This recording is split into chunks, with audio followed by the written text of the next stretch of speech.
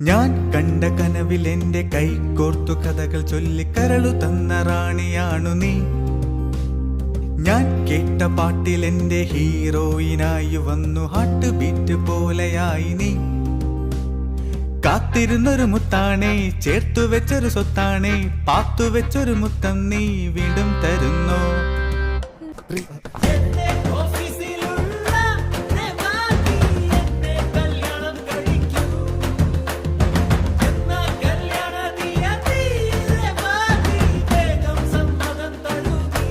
ഞാൻ കണ്ട കനവിൽ എന്റെ കൈ കോർത്തു കഥകൾ ചൊല്ലി കരളു തന്ന റാണിയാണു നീ. ഒരു മിനിറ്റ്.